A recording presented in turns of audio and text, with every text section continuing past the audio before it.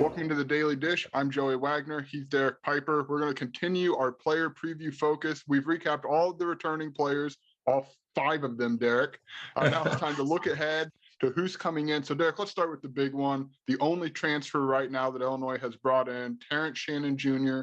from Texas Tech. They went after him in high school. He chose the Red Raiders. It kind of circles back to Illinois, Derek. What does Terrence Shannon bring to this team? Brings a lot of what you're looking for going into the offseason when you talk about athleticism, length on the perimeter, ability to defend multiple guys, those bigger guards, those athletic wings.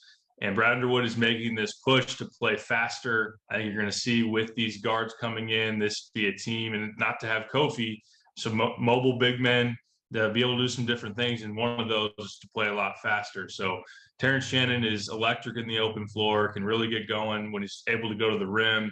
Very explosive, probably as explosive as anybody that was in the portal with what he's able to do above the rim.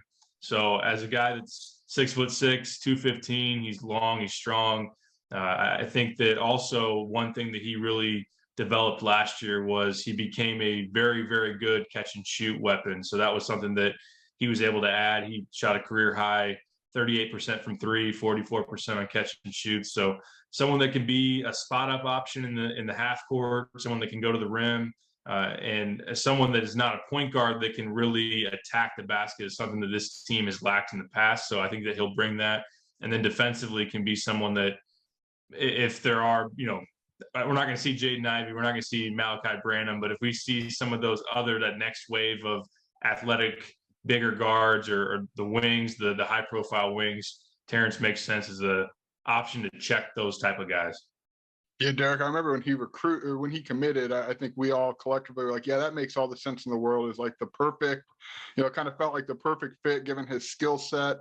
I'm interested, do you think there's any ball handling ability with him in a pinch? I'm not talking, like it's somewhere between DeMonte and a pinch last year. And that's not a knock on DeMonte, but obviously that's not what he was, traditionally done. Does Terrence Shannon offer any of that if they were to say not add another guard in the portal? I think a little bit, and he did play some in pick and rolls at Texas Tech. Now his numbers in those weren't very efficient because one thing that he can develop as he's at Illinois is that in-between game, shooting the mid-range jump shot.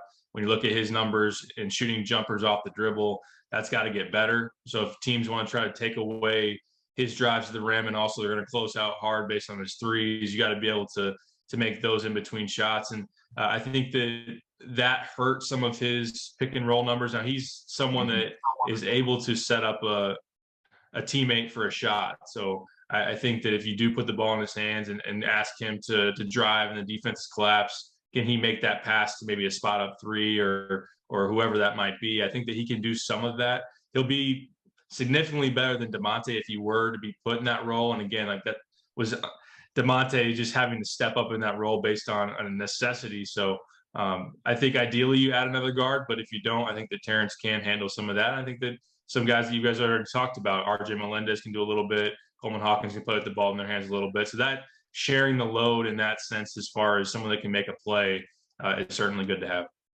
The pick and roll is an interesting thing because Brad Underwood talked about, their job now is to help Terrence take that next step to the NBA. And that feels like kind of offensively, maybe the thing that Brad can help and his coaching staff the most in his game. We've seen Illinois operate out of that quite a bit. Does that feel like maybe the offensive area there that Terrence can really elevate himself at Illinois and obviously then become a little bit more, offensively versatile? Yeah, I think so. Just his off the bounce shot creation, shot execution. I think that's something that you look at, just making plays with the ball in his hands.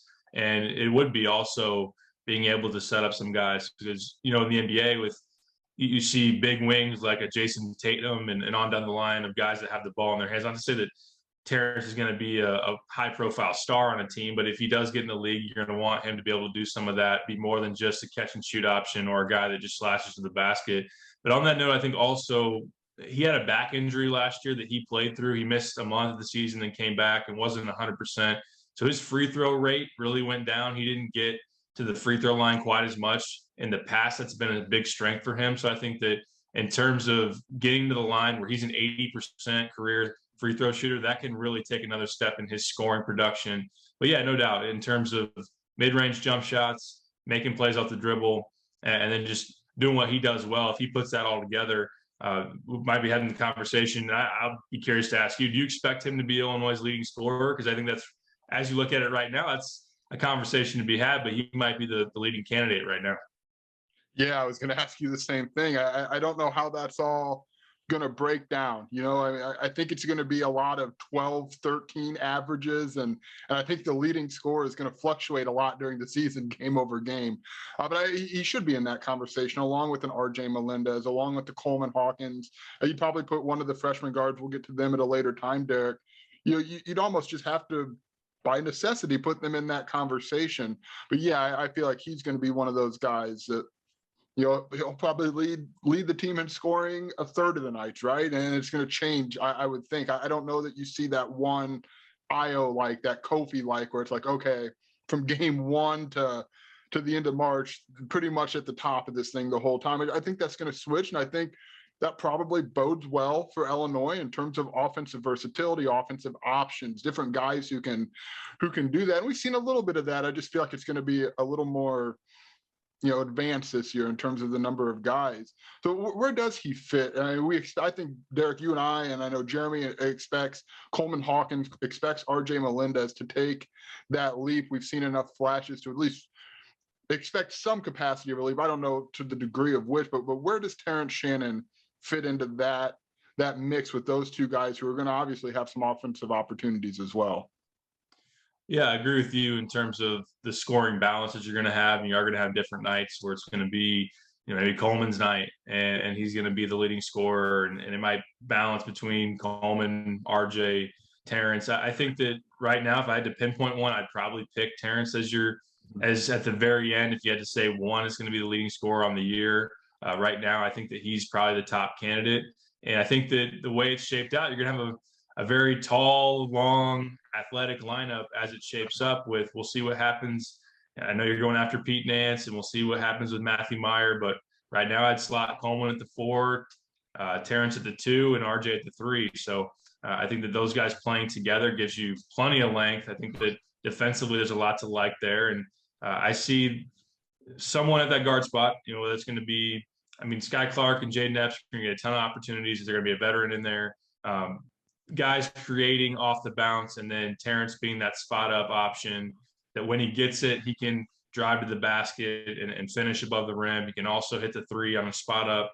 And then in transition, he's a guy he's your probably number one guy you're looking for. If you're in the open floor, you're trying to get him the ball to be able to go up there and throw one down, above the rim and maybe even over Trace Jackson Davis or something like that. I know that's what fans would certainly like to see. And defensively, I think that he really fits in as a guy that was a big piece there at Texas Tech on one of the best defensive squads in the country. A lot of intrigue, a lot of new faces. We'll cover it all right here at IlliniInquirer.com.